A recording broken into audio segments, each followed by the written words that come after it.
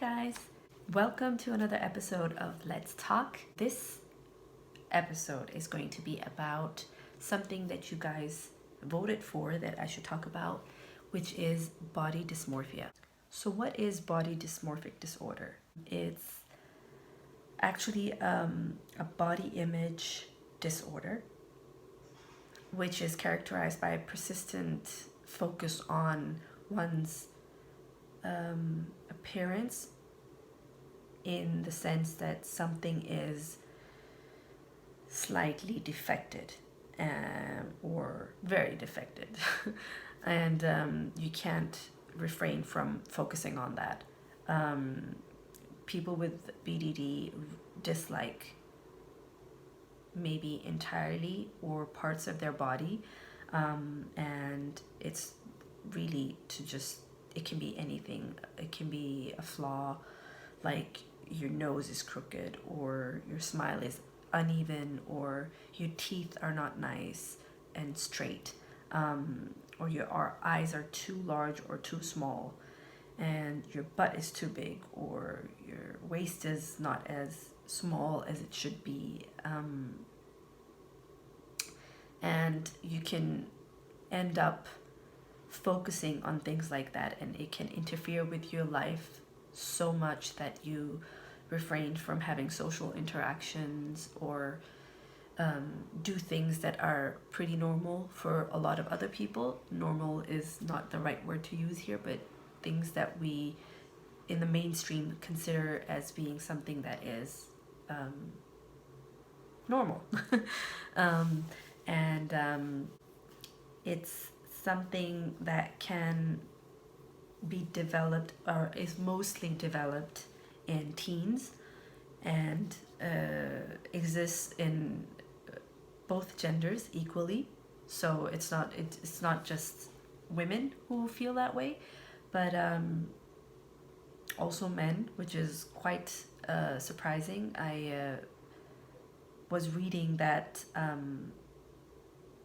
it occurs in like 2.5% of males in United States, which is quite crazy. And I think it was like 2.2 females, which I was just very surprised that there were more males who had this disorder than females.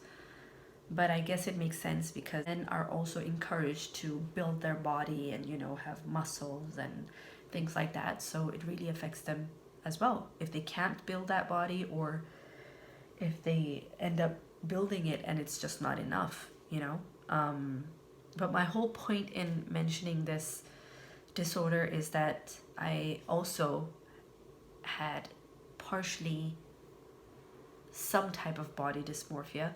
I wouldn't say that it was extreme, but we all have that in us to some extent, that when we, for instance, in my case, it was because I put on weight, and when I saw my own body, I just didn't like it. Like, I would avoid mirrors, and I would wear clothes that didn't really show my body, and I was just not proud of the way I looked, and I didn't like my body. And even when I did lose weight, I just couldn't really see it. It took me a long time, and then thinking back to when I hadn't had Rumi, for instance, because I was pregnant with Rumi and my son, that I put on weight.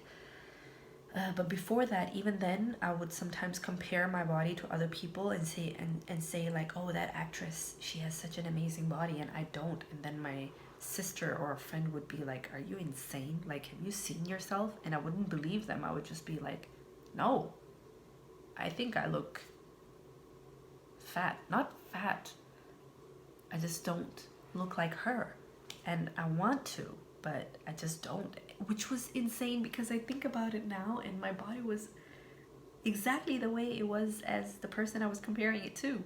There was no difference, it was pretty crazy. And I think we've been raised with this idea of wanting to always look like other people and comparing ourselves, which is the thing that we do with Instagram as well. And I think it's so important to talk about it. I know that it's quite common now to bring this up and talk about it, make it a topic of discussion so that people can come out and share their stories. And I think that's amazing, but I still think that it's important that we take into consideration how it is still something people struggle with. And like somebody will say, oh, in that picture you looked a little bit like you've put on weight, and it affects me. I'll be like, what do you mean like I put on weight? And then I'm like, I look at my face, I'm like, when I do like this, and you know, I have like I never really liked my cheeks before, because like when I smile, this happens, and it looks like I just have these huge cheeks, which is something that Rumi got as well. But that's just what I've been trying to accept as well. And how do you do that? You try to figure out what the source of it is, and you speak to people. I mean, I know that therapy is much better to pursue in this case, if you are at that stage where you think that you can't cope with it yourself, and you can't find a way out of it, and your mind just gets stuck into thinking that you're not good enough, or you're just like ugly.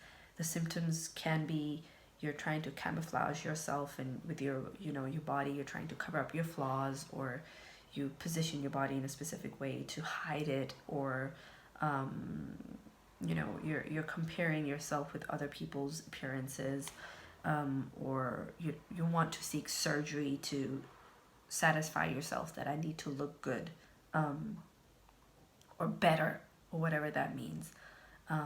Excessive grooming, or you do excessive exercise as well, and keep changing clothes all the time, because every time you wear something you just don't feel comfortable, which is obviously something that we all battle with every now and then. But to the extent that it interferes with your daily life and your mind, then it's a problem. So the whole point of sharing this video, or talking about this specific topic, is because I think that we just need to talk about it. And if any of you feel that way, you need to find a way out of it.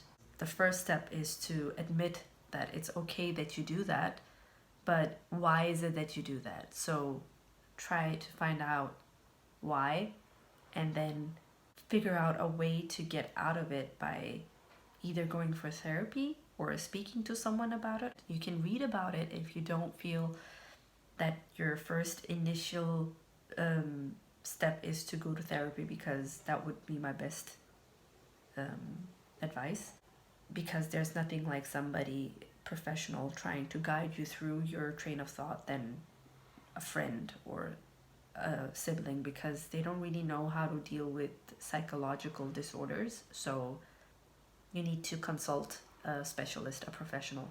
I don't think you realize how amazing your body is. I've only just realized how amazing my body is, and I try to treat it nicely, and I feed it what it wants to be fed on, and I try to not eat too much sugar. Treat your body right, and try to be proactive in helping other people, figuring out how to deal with it, and